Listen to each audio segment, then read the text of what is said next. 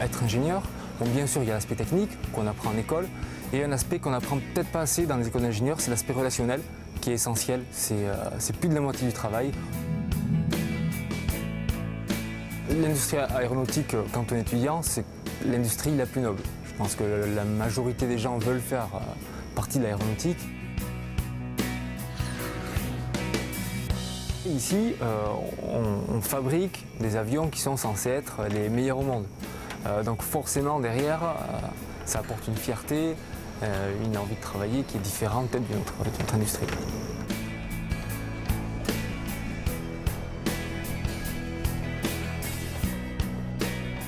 Tous les gens se connaissent plus ou moins, on se serre la main. Alors je pense que c'est aussi lié à une forte culture sud-ouest.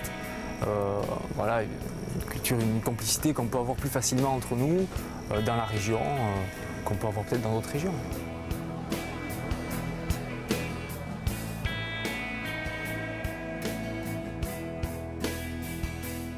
Le but de la robotisation, de l'automatisation, c'est de garder pour une entreprise, de toujours avoir une longueur d'avance sur les autres entreprises. Et ça, c'est un aspect hyper stratégique, puisque finalement, c'est aussi le but, c'est de garder le travail ici. Donc c'est un aspect stratégique et humain qui est très stimulant.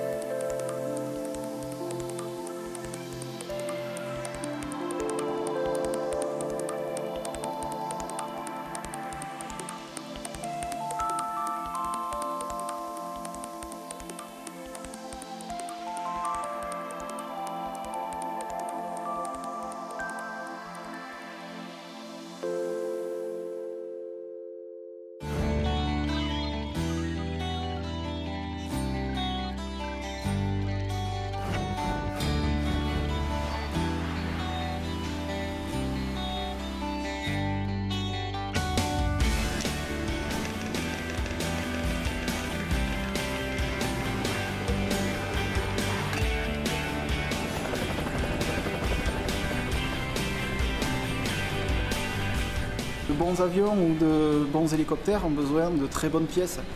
Il faut quand même voir que derrière, il y a des gens et il y a des humains qui vont être soit secourus, soit transportés par ces pièces-là.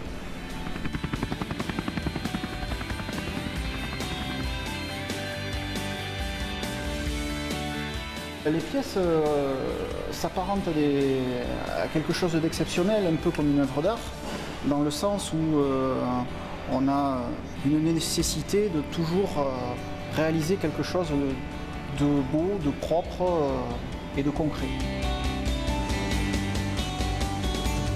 On est toujours dans une évolution constante et une recherche de l'excellence. Ça procure quand même une forte estime de soi du fait de toujours chercher à s'améliorer et à avancer.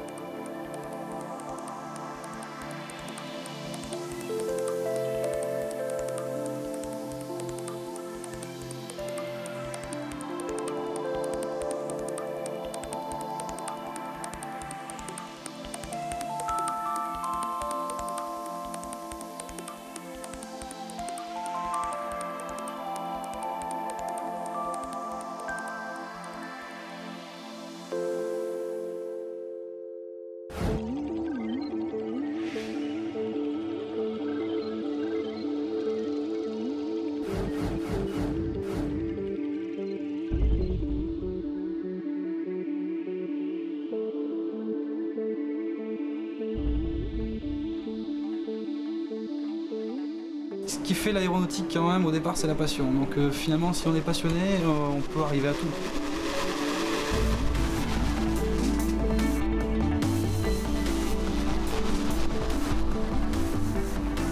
J'ai pas mal bricolé dans mon garage.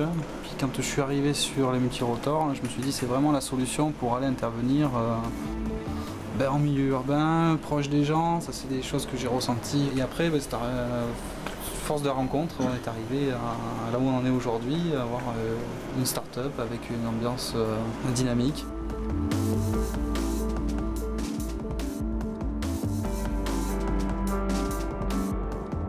Travailler là-dessus tous les jours, c'est certain que c'est plus que valorisant, effectivement. Le matin, on vient travailler avec le sourire, on ne vient pas en reculant. C'est presque une bande de copains finalement qui développent des produits haute technologie.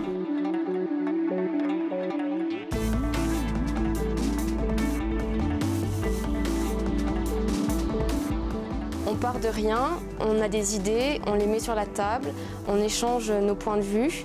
Après, on s'y met tous, on crée quelque chose pendant plusieurs mois s'il faut. Et à la fin, on va sur le terrain, on teste, on redéveloppe s'il y a besoin d'améliorer des choses. On va jusqu'au bout en fait, du projet. Et ça, c'est magnifique.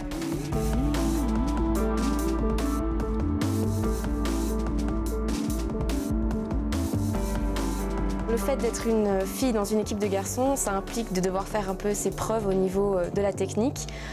Voilà. Après, moi, ce que j'apporte en plus, c'est mon petit côté féminin, mon petit côté organisation, implication.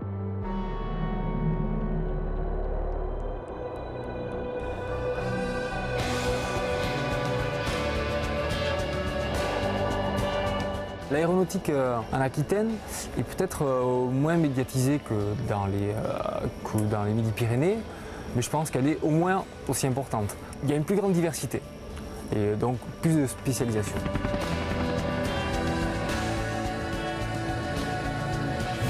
Il y a tout un passif qui fait qu'il y a une culture, on va dire, en Aquitaine, une culture aéronautique. Donc on est dans un milieu, naturel finalement pour développer l'aéronautique du futur. Il va toujours y avoir une place pour quelqu'un qui veut s'investir dans son travail, qui veut avoir envie de constamment évoluer. On est valorisé en fait, c'est-à-dire qu'on nous écoute, on est intéressé, c'est quelque chose qui donne envie aux gens.